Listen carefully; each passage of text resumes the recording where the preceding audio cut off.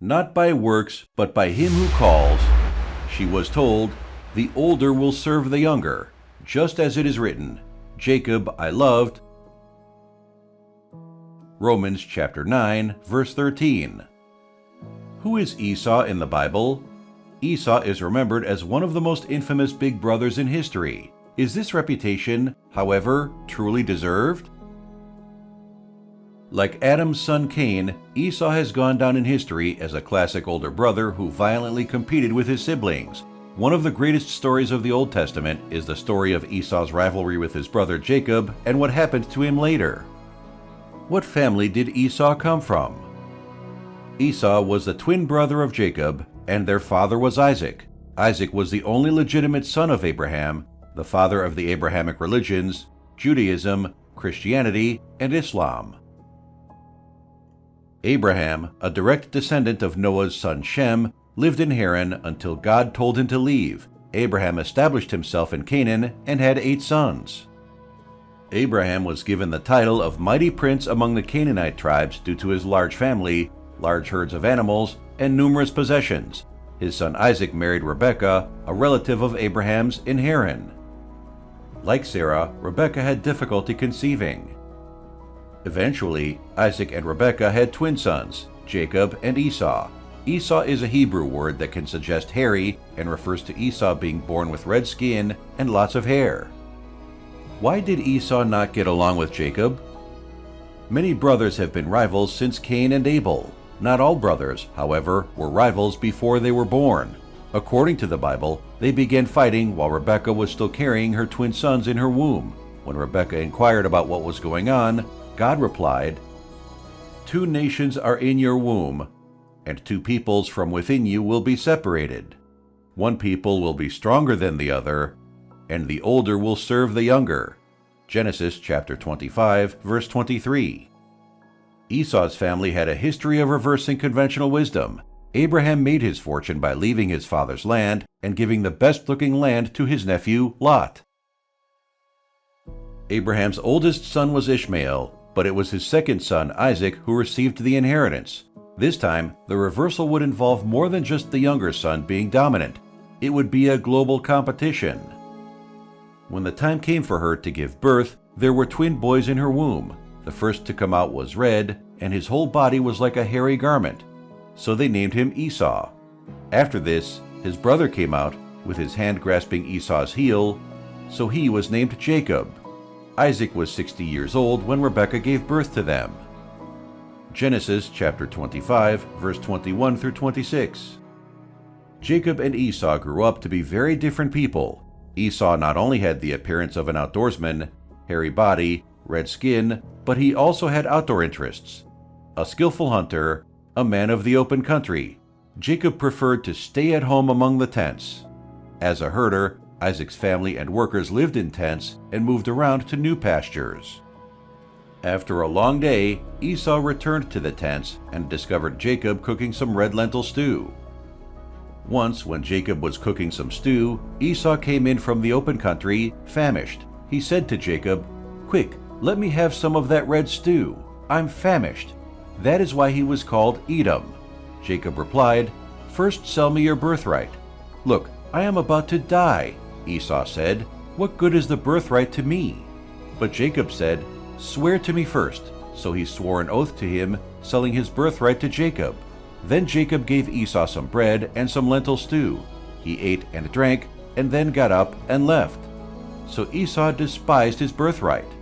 Genesis chapter 25, verse 29 through 34. Esau and Jacob were twins, but Esau was the oldest son because he emerged from the womb first. As a result, he was the primary heir to Isaac's estate.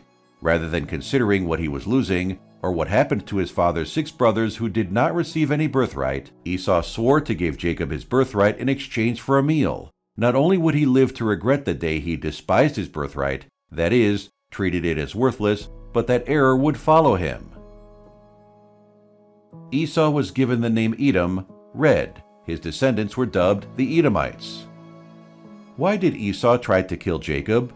Jacob played another trick on Esau after he turned 40 years old. Genesis chapter 27, verse 1 through 4. When Isaac was old, and his eyes were so weak that he could no longer see, he called for Esau, his older son, and said to him, "My son." "Here I am," he answered. To Isaac said, "I am now an old man and don't know the day of my death." 3. Now then, get your equipment, your quiver and bow, and go out to the open country to hunt some wild game for me. 4. Prepare me the kind of tasty food I like and bring it to me to eat, so that I may give you my blessing before I die. Rebekah heard Isaac's plan and desired the blessing for the son she preferred. Genesis chapter 27, verse 5 through 17. Now Rebekah was listening as Isaac spoke to his son Esau. When Esau left for the open country to hunt game and bring it back, Rebekah said to her son Jacob, "Look, I overheard your father say to your brother Esau, 'Bring me some game and prepare me some tasty food to eat, so that I may give you my blessing in the presence of the Lord before I die.' Now, my son, listen carefully and do what I tell you. Go out to the flock and bring me 2 choice young goats, so I can prepare some tasty food for your father, just the way he likes it. Then take it to your father to eat, so that he may give you his blessing before he dies." Jacob said to Rebekah, his mother, "But my brother Esau is a hairy man, while I have smooth skin. What if my father touches me? I would appear to be tricking him, and would bring down a curse on myself rather than a blessing." His mother said to him, "My son, let the curse fall on me. Just do what I say. Go and get them for me." So he went and got them and brought them to his mother, and she prepared some tasty food, just the way his father liked it. Then Rebekah took the best clothes of Esau, her older son, which she had in the house, and put them on her younger son, Jacob.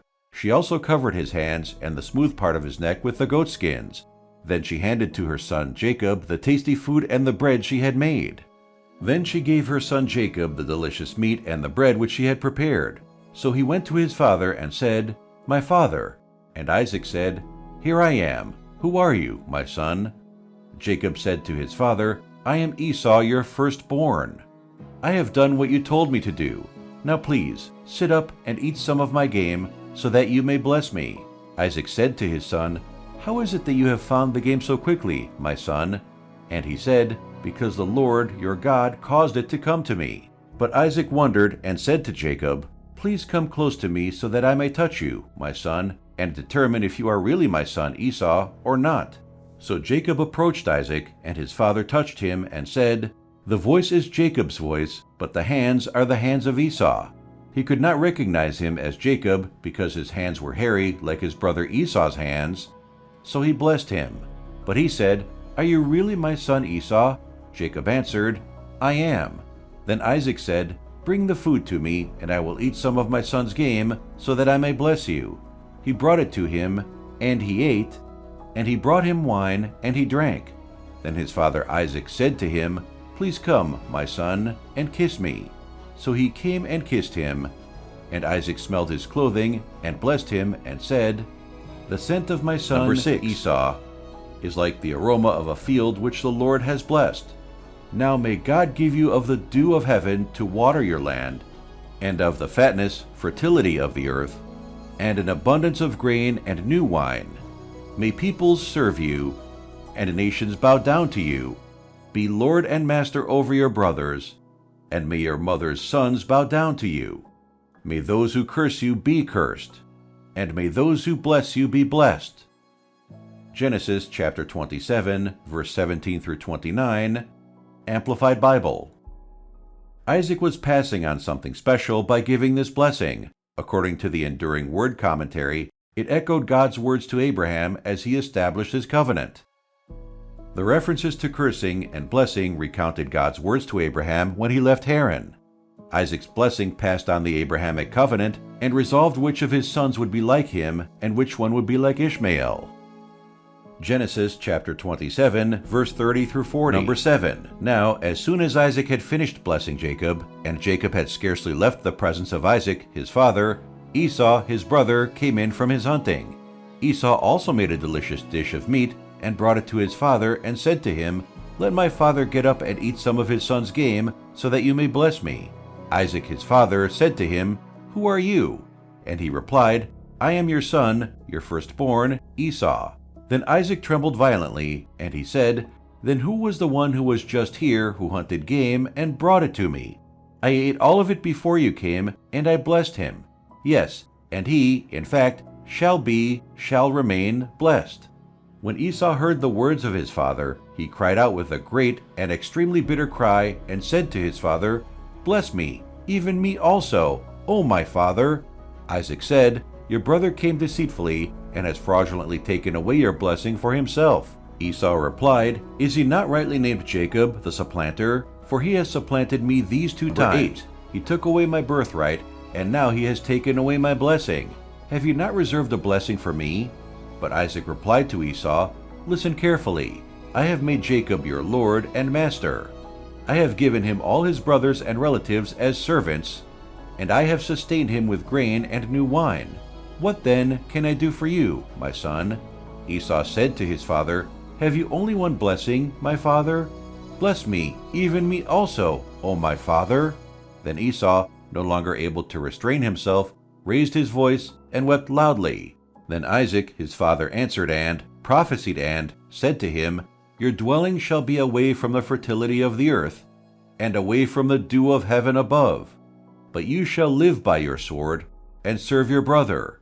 However, it shall come to pass, when you break loose from your anger and hatred, that you will tear his yoke off your neck, and you will be free of him." Esau resolved to exact revenge on Jacob after Isaac passed. When Rebekah learned of the plan, she used the fact that neither she nor Isaac wanted Jacob to marry a local bride to convince Jacob to flee. Genesis chapter 27, verse 42 through 46. When these words of her elder son Esau were repeated to Rebekah, she sent for Jacob, her younger son, and said to him, "Listen carefully. Your brother Esau is comforting himself concerning you by planning to kill you. So now, my son, listen and do what I say. Go, escape to my brother Laban in Haran. Stay with him for a while until your brother's anger subsides. When your brother's anger toward you subsides and he forgets what you did to him, then I will send and bring you back from there. Why should I be deprived of you both in a single day?" Then Rebekah said to Isaac, "I am tired of living because of the daughters of Heth, these insolent wives of Esau. If Jacob takes a wife from the daughters of Heth, like these daughters of the land, what good will my life be to me?" What happened to Esau while Jacob was away? Genesis chapter 28, verse 31 tells the story of Jacob's adventure in Padan Aram, including his marriage to 2 wives and his fortune as a herdsman. After his uncle Laban became hostile, Jacob returned to Canaan with his family and herds. By this time, Esau had married a 3rd wife and settled in Seir with his family. Jacob informed him that he would be visiting him. Esau responded by saying he would meet Jacob with 400 of his men. Concerned that Esau would seek vengeance again, Jacob sent him a gift and divided his company into 2 groups. God appeared to Jacob the night before they met and named him Israel, an experience that humbled Jacob, but confirmed God was still with him and would carry on the covenant through Jacob. Genesis chapter 32. So Jacob was left alone, and a man came and wrestled with him until daybreak. When the man saw that he had not prevailed against Jacob, he touched his hip joint, and Jacob's hip was dislocated as he wrestled with him. Then he said, "Let me go, for day is breaking." But Jacob said, "I will not let you go unless you declare a blessing on me." So he asked him, "What is your name?" And he said, "Jacob." And he said, "Your name shall no longer be Jacob, but Israel, for you have struggled with God and with men and have prevailed." Then Jacob asked him, "Please tell me your name." But he said, "Why is it that you ask my name?" And he declared a blessing of the covenant promises on Jacob there. So Jacob named the place Peniel, the face of God, saying, "For I have seen God face to face, yet my life has not been snatched away." Now the sun rose on him as he passed Peniel, and he was limping because of his hip. Therefore, to this day, the Israelites do not eat the tendon of the hip, which is on the socket of the thigh, because he touched the socket of Jacob's thigh by the tendon of the hip. When they encountered, Esau made it clear he had forgiven his brother. Esau ran to meet Jacob and embraced him. He threw his arms around his neck and kissed him, and they wept. Jacob had to insist on Esau accepting his gifts. Genesis chapter 33, verse 4 through 16, Amplified Bible. But Esau ran to meet him and embraced him and hugged his neck and kissed him, and they wept for joy. Esau looked up and saw the women and the children and said, "Who are these with you?" So Jacob replied, "They are the children whom God has graciously given your servant." Then the maids approached with their children, and they bowed down. Leah also approached with her children, and they bowed down. Afterward, Joseph and Rachel approached, and they bowed down. Esau asked, "What do you mean by all this company which I have met?" And he answered, "These are to find favor in the sight of my Lord." But Esau said, "I have plenty, my brother. Keep what you have for yourself." Jacob replied, "No, please, if now I have found favor in your sight, then accept my gift as a blessing from my hand, for I see your face as if I had seen the face of God, and you have received me favorably. Please accept my blessing, gift, which has been brought to you, for God has dealt graciously with me, and I have everything that I could possibly want." So Jacob kept urging him, and Esau accepted it. Then Esau said, "Let us get started on our journey, and I will go in front of you to lead the way." But Jacob replied, "You know, my lord, that the children are frail and need gentle care, and the nursing flocks and herds, with young, are of concern to me. For if the men should drive them hard for a single day, all the flocks will die. Please let my lord go on ahead of his servant, and I will move on slowly, governed by the pace of the livestock that are in front of me, and according to the endurance of the children, until I come to my lord in Seir, in Edom." Then Esau said, "Please let me leave with you some of the people who are with me." But Jacob said, "What need is there for it? Let me find favor in the sight of my lord." So Esau turned back toward the south that day on his way to Seir. Esau returned to Seir after they reconciled, while Jacob settled in Sukkot. Jacob's children grew up and started their own families before migrating to Egypt to escape a famine. The rest of Genesis is devoted to the story of Jacob's son Joseph, another younger son who dominated his siblings. While the Bible does not say whether Esau was still alive when Jacob left for Egypt, it does say that his descendants, the Edomites, became a full-fledged nation. When Moses led the Israelites back to Canaan, God chose the Edomites as the one Canaanite group that they could not exterminate. Deuteronomy chapter 2, verse 2 through 6, Amplified Bible. "And the Lord spoke to me, saying, You have circled this mountain long enough. Turn northward and command the people, saying, You are passing through the territory of your brothers, the sons of Esau, the Edomites, who live in Seir, and they will be afraid of you. So be very careful. Do not provoke them, for I will not give you any of their land, not even as little as a footstep, because I have given Mount Seir to Esau as a possession. You shall buy food from them with money so that you may have something to eat, and you shall also buy water from them with money so that you may have something to drink." When the Edomites refused to let the Israelites pass through their land, there was a fight. Numbers chapter 20, verse 14 through 21, Amplified Bible. Moses sent messengers from Kadesh to the king of Edom. "Thus says your brother Israel, You know all the hardship that has come upon us as a nation, that our fathers, ancestors, went down to Egypt, and we lived there for a long time, and the Egyptians treated both us and our fathers badly. But when we cried out to the Lord for help, he heard us and sent an angel and brought us out of Egypt. Now look, we are in Kadesh, a city on the edge of your territory. Please let us pass through your land. We will not pass through a field or through a vineyard. We will not even drink water from a well. We will go along the king's highway, not turning off course to the right or to the left until we have passed through your territory." But the king of Edom said to him, "You shall not pass through my territory, or I will come out against you with my sword." Again, the Israelites said to him, "We will go by the highway, trade route, and if I and my livestock drink any of your water, then I will pay for it. Only let me pass through on foot, nothing else." But the king of Edom said, "You shall not pass through my territory." And Edom came out against Israel with many people and a strong hand. Thus, the king of Edom refused to give Israel passage through his territory, so Israel turned away from him. Over the centuries that followed, the Edomites were frequently enemies of Israel, though not always actively fighting them. Saul fought against them, while David fought and ruled over them. God raised them up as Solomon's enemies, and the Edomites cheered when Jerusalem fell on one occasion. Psalm chapter 137, verse 7, Remember, O Lord, against the sons of Edom, the day of the fall of Jerusalem, who said, Down, down with her, to her very foundation. Several minor prophets foretold God's judgment against the Edomites, specifically Obadiah and Jeremiah. At some juncture, these prophecies were fulfilled. What can we learn from Esau? Esau, like Adam, lost his right. We can clearly see that Esau was reckless and foolish. He married women who irritated his parents and did not realize it until later. He did not consider how a son should treat his father's birthright, giving it away as if it were nothing.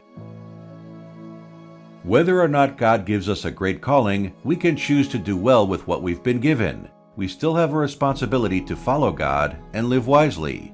Esau's foolhardy behavior reminds us that there are consequences when we shirk those responsibilities. If Jesus had not come, Esau would be every one of us. We all have fallen short as we were in our Adamic nature. Just as Jacob was blessed by the Lord and given a grace undeserved, we are also not perfect, but by our redemption in Jesus, we are saved. Influence can have both positive and negative consequences. According to the Bible, Jacob influenced the birthright away from his older brother, Esau. Rebekah later assisted Jacob in influence the best blessing from his father, a boon intended for his brother. Both events occurred as a result of influence. Influence can be wielded in a variety of ways. Consider 7 such methods, beginning with the worst. Number 1. Force. The use of physical force to influence others. Number 2. Intimidation. Bullying others verbally or emotionally to get them to act contrary to their will.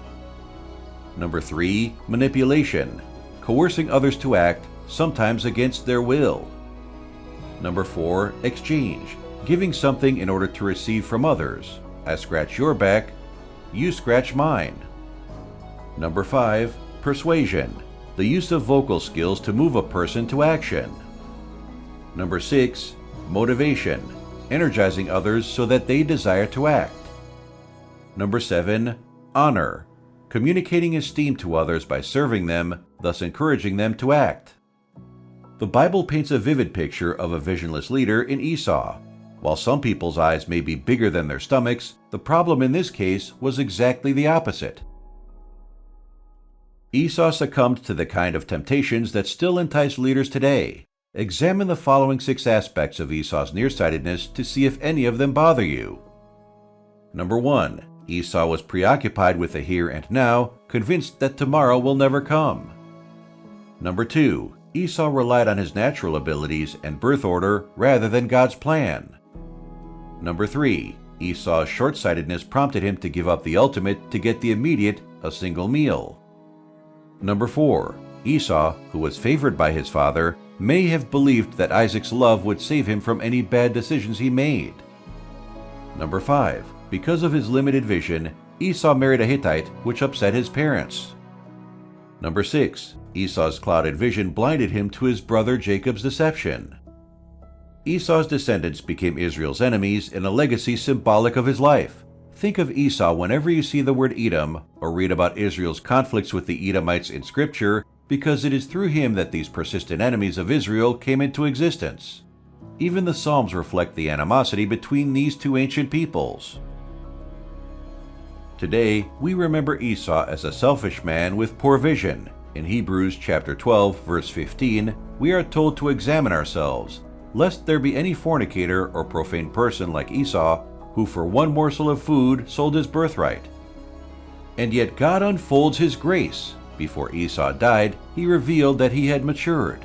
Genesis chapter 32 and 33 illustrate a startling encounter between Esau and his estranged brother. When the pair eventually meet after years of separation, Esau welcomes the deceiver Jacob and forgives him on the spot. Could it be that before he closed his eyes for the last time, Esau finally saw with clear vision? Perhaps, but imagine what could have happened if he had developed that vision sooner.